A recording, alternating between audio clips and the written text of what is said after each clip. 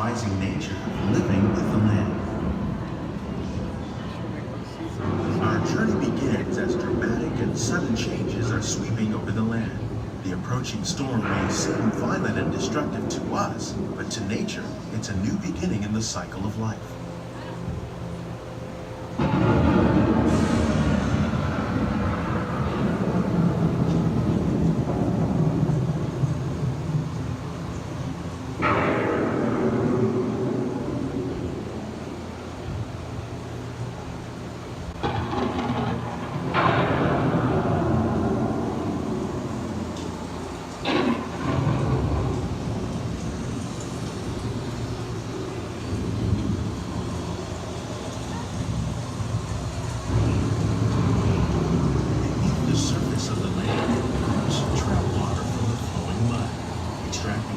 Nutrients and minerals. These elements, when combined with sunlight, create the first living systems of our planet.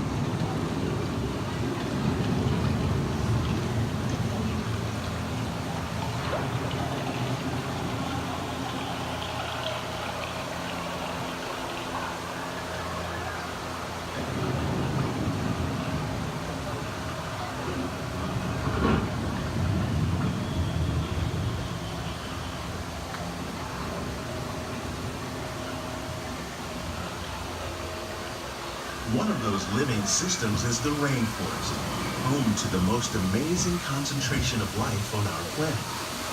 These dense and beautiful forests cover only a tiny portion of the Earth's surface, but they contain more than half of its plant and animal species.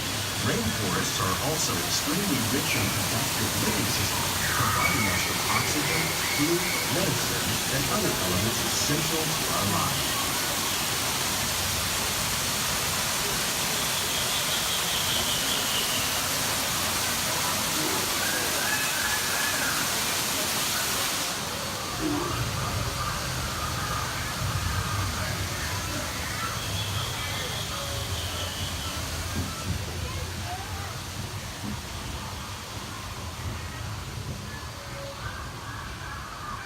In the desert, nature has created a very different, but no less beautiful living system.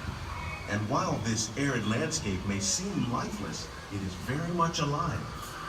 The plants and animals that have learned to survive in these harsh conditions make use of what little water they can find and avoid the scorching rays of the relentless sun. The American prairie once appeared as desolate as the desert, but over time, rainwater and nutrients gradually penetrated the hard surface of this land. Even the hooves of the mighty buffalo helped create the rich soil and one day become home to the American farm.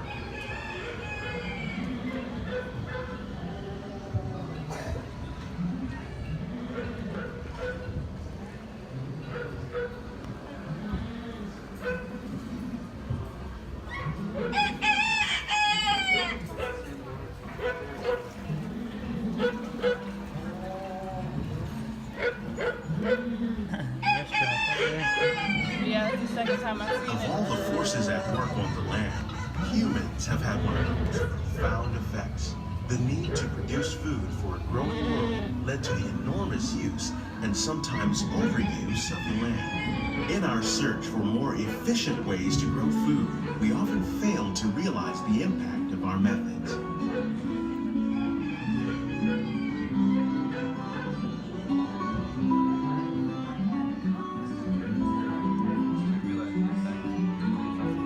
Today, we're learning to live with the land, discovering better ways to grow food that will assure both human and environmental well-being.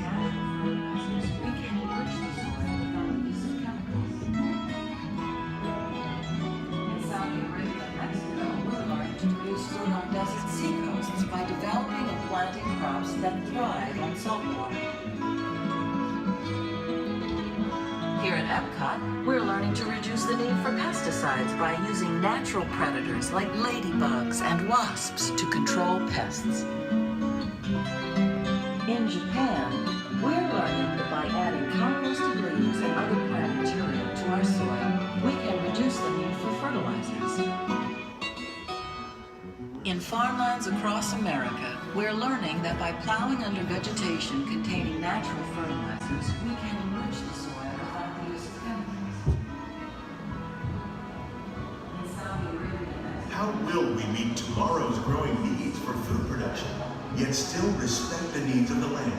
Some of the answers are being discovered just ahead. To help us maintain these carefully controlled ecosystems, and for your safety, please remain seated in your boat at all times.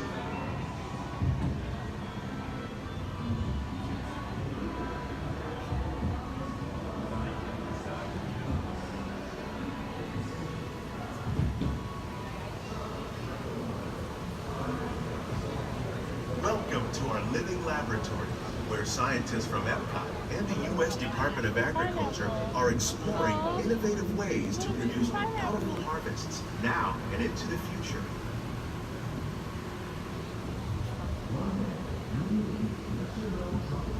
The tropics are home to the greatest diversity of plants on the planet. Many of these, like papaya, bananas, cacao, coffee, and rice, are well known around the world. These are just a few of the edible plants that have been an important source of nutrition for people living in the tropics. Many are rich in vitamins and minerals, while others are well adapted to growing in less than ideal conditions. Some, like the water lily, thrive in wet, swampy areas and waterways. All parts of this plant, even the flower petals, are edible. The starchy root of the plant has long been used to make flour for baking.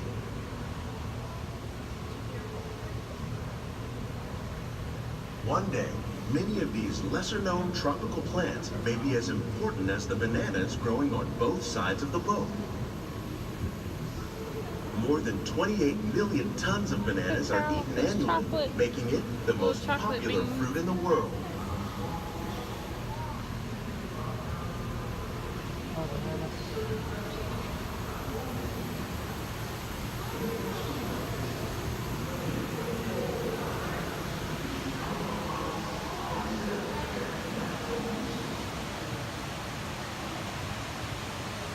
When we mention farming, you probably don't think of fish, but fish farming, or aquaculture, accounts for nearly half of all the seafood consumed globally.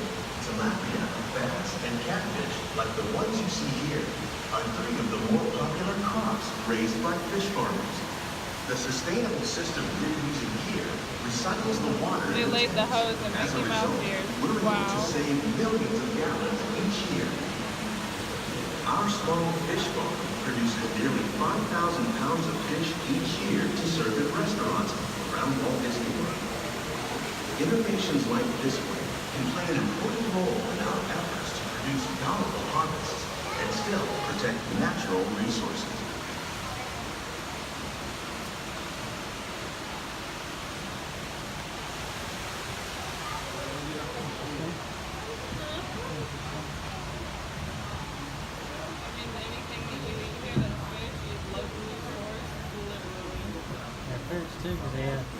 Certain things. While there are more than 50,000 edible plant species in the world, most of us are only familiar with the handful that make up our everyday diet.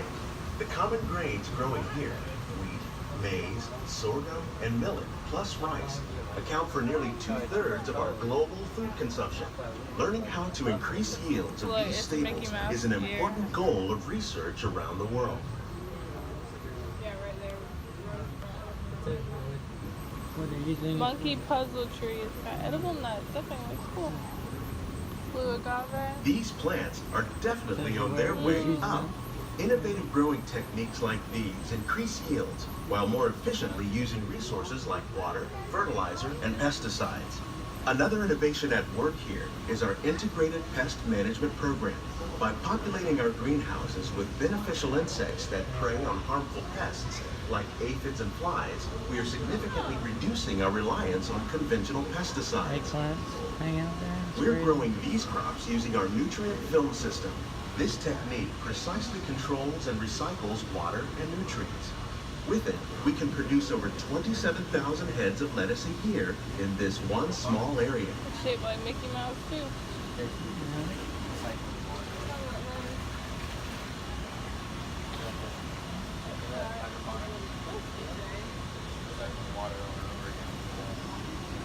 cucumber. They grow from the vine on the back. See? Yeah. There's some right there. Here's Some of our best ideas have been inspired by nature, like these fruit and vegetable trees. By growing these ground plants vertically, we can increase yields and better control diseases. These crops taste as good as they look. In fact, we serve more than 15 tons of produce from our greenhouses in restaurants here at the land every year. Look at those peppers.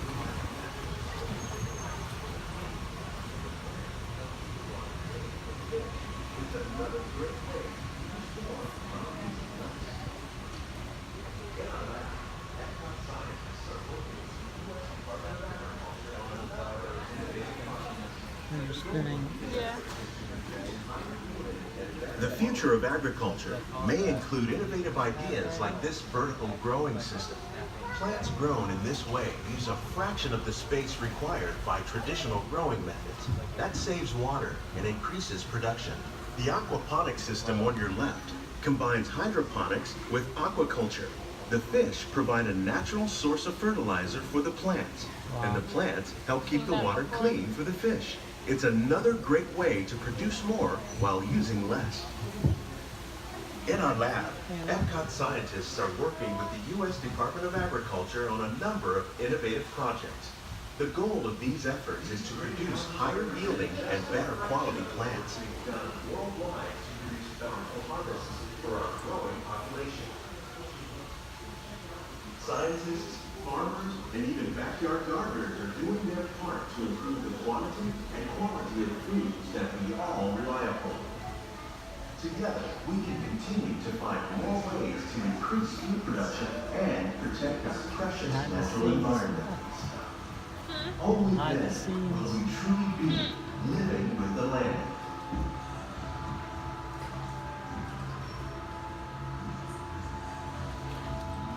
On behalf of Walt Disney World, we hope you've enjoyed this unique journey through our living laboratories.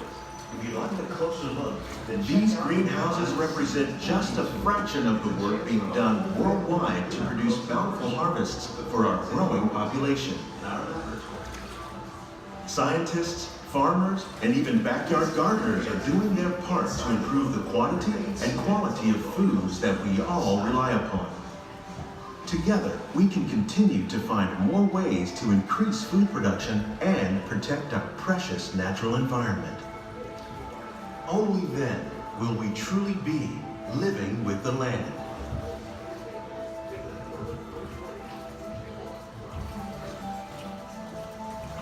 On behalf of Walt Disney World, we hope you've enjoyed this unique journey through our living laboratories. If you'd like a closer look, then check out the Behind the Scenes walking tour. It's a chance for the whole family to get up close and personal with the plants and growing techniques in our laboratories. Please keep your hands and feet inside the boat and remain seated until the boat comes to a complete stop.